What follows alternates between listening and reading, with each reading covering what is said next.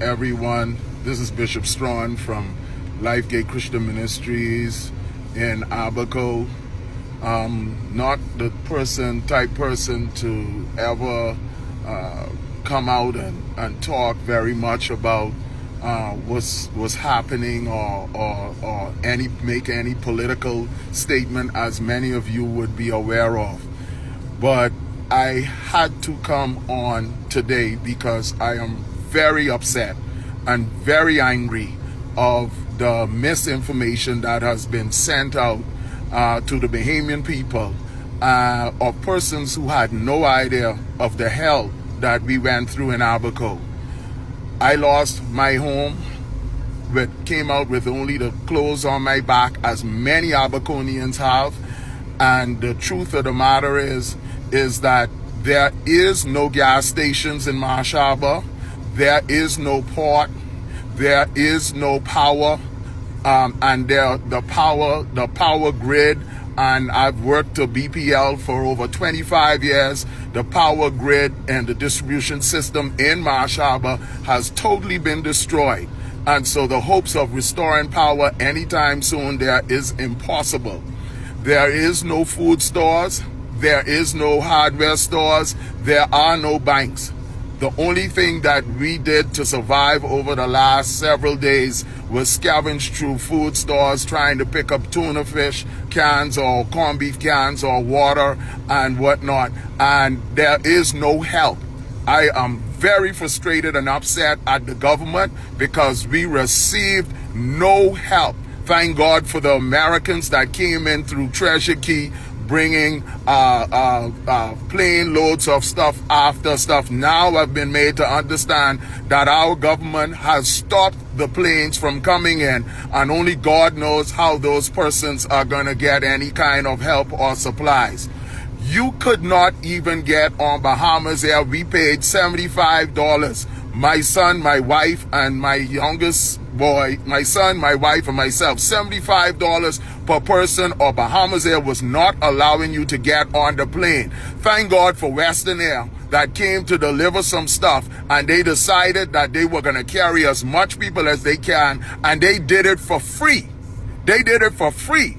And our government had Bahamas Air charge us $75 to get over here in the Bahamas. My God, something is definitely wrong with that. Most of the churches are destroyed. Treasure Key is destroyed, and there are people who are in Abaco that may not have been affected as badly as we have been in central Abaco, and the people in South Abaco has not been affected as badly as we've been. That they don't have any idea how terrible it is. The stench of dead body is unbelievable. There will be an outbreak of epidemic at some point. There is all kind of problems with keeping law and order in there. There are hardly any church left. Thank God our church was one of the few that is still standing. But it is unbelievable to me that lies would be said. And I am not political. I don't play the political game, but as far as I'm concerned, I'm a Bahamian, and if it's one thing that we should be all about is looking after Bahamians. And I'm frustrated and extremely angry about what is going on. If anybody have family members in Abaco, I'm telling you now, get them out by whatever means necessary. I'm glad that most of our persons are out of Abaco from our church, and I'm hoping that the rest can come out shortly. We have to regroup, and we have to get back in there to carry as much things that we can, water, food, supplies, whatever else we need. The bridge to Abaco connecting Little Abaco to mainland has been destroyed. Even they've been having some difficulties getting from Cooperstown into Treasure Key area. My wife and I had to stay in a car for several hours while we watched our house tumble down in the front of us, and we had to dash to another house and spend 7 to 8 hours to 220 plus miles per hour winds, just holding and praying on for dear life. And we spent the night in the car. Thank God for one of our neighbors who came over and took us in and gave us a dry place. The only thing we left Abaco with was the clothes on our bodies and our passports. And thank God we had our passports, because if we didn't have the passports and if we didn't have the $75 per person to pay to get off the island, we would have still been on the island today. I don't understand that for the life of me. I don't know who's listening, but I hope the whole of the Bahamas is, and I pray that all those who are listening to me will share the video as much as they can. Sandy Point, South Abaco, if you can hear me, there's nothing in Marsh Harbor. Nothing there to support you. North Abaco, if you could hear me, there's nothing there to support you. I just got a hot meal for the first time in 5 days when I landed here last night after being in Treasure Key from 9 o'clock in the morning, standing on the line with a whole lot of people, hundreds and hundreds of people, all trying to get on the plane, only to find out from Bahamas Air that we had to pay to get out. Thank God for Western Air.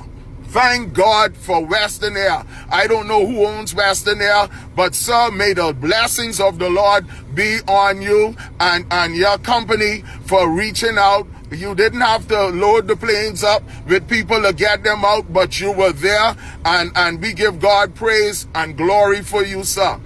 I pray, and again, let me end by saying, I am not political.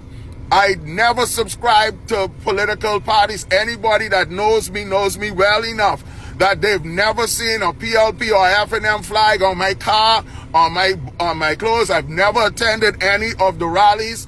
I do my best to stay neutral, because as far as I'm concerned, I must reach all men and all women at all times. It's all about souls. But I am very upset about what took place, and I hope and pray that the government will change its course and do whatever they can to get our people, our Abaconians, off the island as soon as possible. God bless you, and I pray if you have any means of getting stuff to Abaco, please, water, food, whatever you can, do whatever you can. But most of all, please try and help our Abaconians to get off as quickly as possible. God bless you, and we are praying for you.